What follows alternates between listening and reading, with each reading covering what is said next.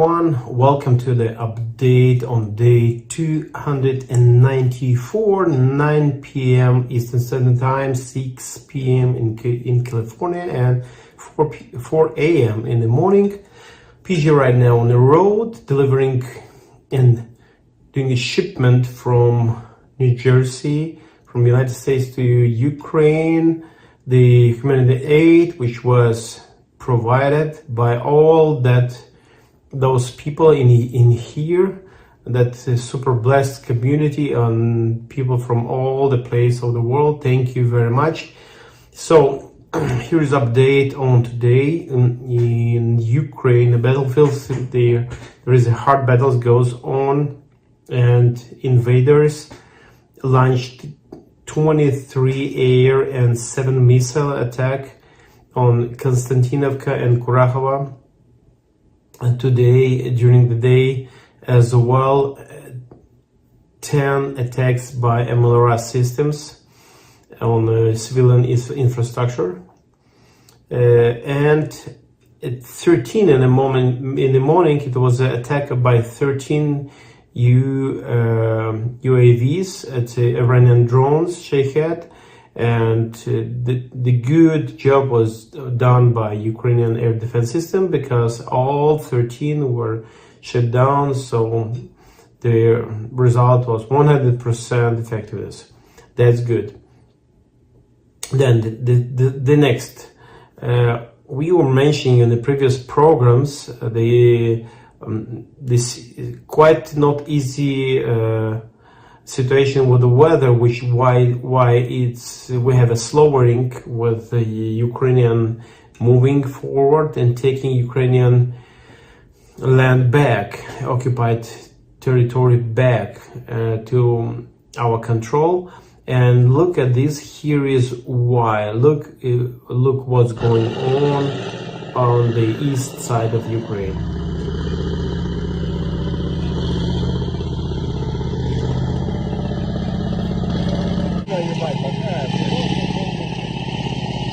Impressive. So the group of researchers, the war researchers, they created an accurate map of situation in Bahkmut, and by their opinion, so yes, the Russian forces moved a little bit on the front closer, but at this moment they wasn't unable to occupy the Bahkmut. So look at the map, you will see the situation right now.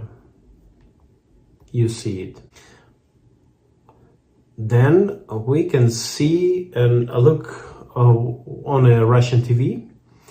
Why it's important to understand? Because the people from the world, they can see all the news, and they are wondering why that big countries, such big countries as Russia, are quiet. Where maybe they don't know the truth. Maybe the truth is like, let's say, not they have own truth or something like this. Why people in Russia are quiet? So look at this presenter, and you may see that it's a Russian TV.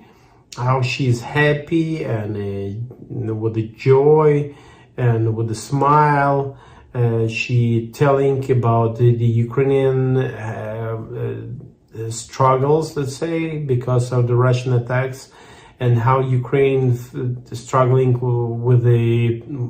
without electricity and trying to survive. So you may look at this and create your opinion. It's not a question just the military guys. The whole nation on the central TV, they're laughing over it. That Ukrainian kids and old people in the hospitals struggling without electricity and having real big problems. You can see it. You as well,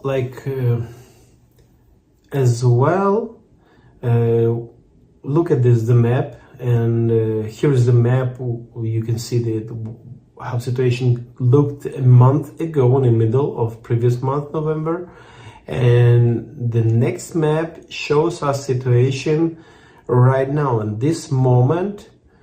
This is activity of enemy equipment and technique on the territory of Belarus, and Russia, with the request of Russia, the army moving closer and closer to Ukrainian borders, and you can see the difference, how this,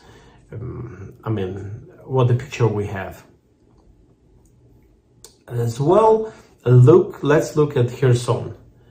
And this is the city which was deoccupied a month ago, and Russia was telling, while they were controlling it, that this is a Russian city, that they are happy, that the people are there happy, and so on. So what Russia does now, after they watched how people were happy to meet Ukrainian soldiers, and how people started to get a normal life, having open the supermarkets and the normal price and social care coming more and more. So there's a central square in Kherson, across of like a regional military administration there. So they launched, they did an attack with MLRS system today on that center. It was a center where people were getting humanitarian help and the medicine, and could get a heat and charge their phones, and in the case of they couldn't contact their relatives, the people were there, they helping and providing Wi-Fi, their internet. So they launched there, they targeted this place, and 2 floors were destroyed. 2 were upper floors, and the roof for sure. As well, they attacked the other place. It was the warehouse of the metal business and the furniture business. And yes, they launched it. So there were a fire, like over 7 hours, as I know, and it's terrible. You can see it. As well, one terrible news from today in Kherson as well, that the 8-year-old boy was killed as a result of shelling by Russian invaders. Doctors were unable to help that boy. That's terrible. The next, Putin is preparing a nuclear missile Yars, with the name Yars, to launch a strike on the US and Great Britain. Information according to New York Post. Yes, he is like preparing, and it's kind of the one more threat. This missile capable, and it was announced before that they're capable to strike US and Great Britain. They will not launch it. I'm sure about that, but this is like how they showing their threat and their position today to the world.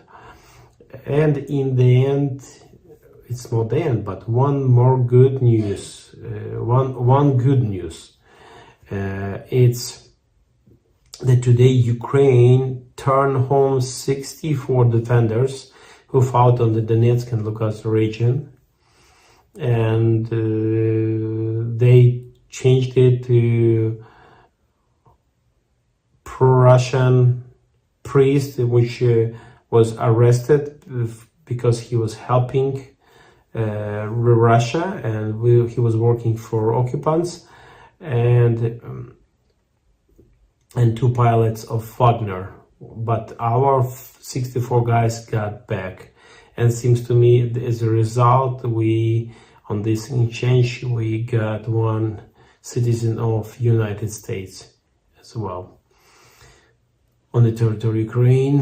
That's good. And welcome to see the update from PG today of the that shipment of this miracle part of the day.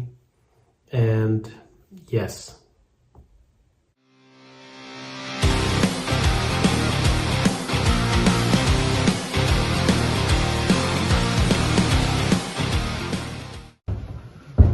Do you know what that is? A solar panel? Yeah, what do you think it connects to?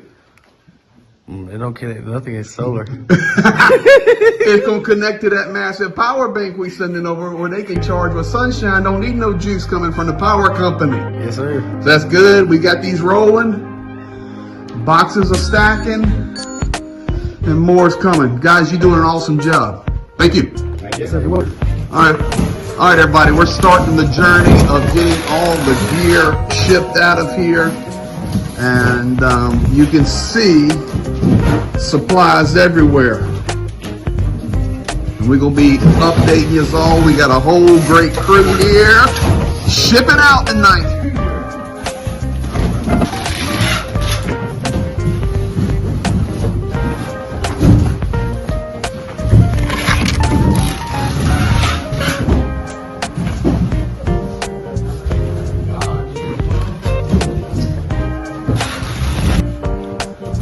You know what that is? It's a wooby. That's a wooby. We got woobies out the wazoo.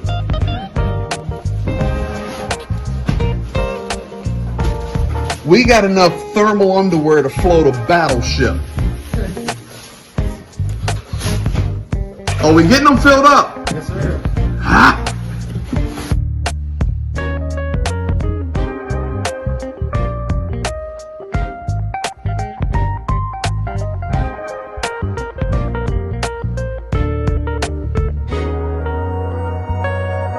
.3:50 a.m. Bob and I are here ready to roll. I figured it was best to go with the Ukrainian hat since I'm heading over there to a Ukrainian company.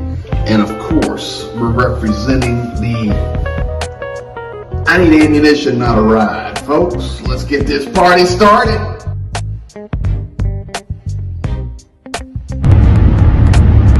You getting it done?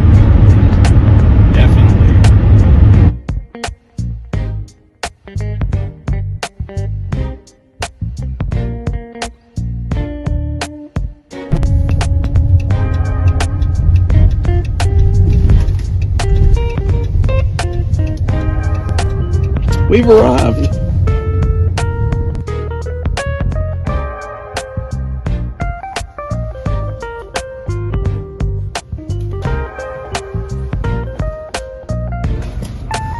Not allowed inside, but here's part of the pallets being built. Slava Ukraina. Героям слава. Da, do peremog. Getting it done, guys. Next pallet. And there it goes, guys.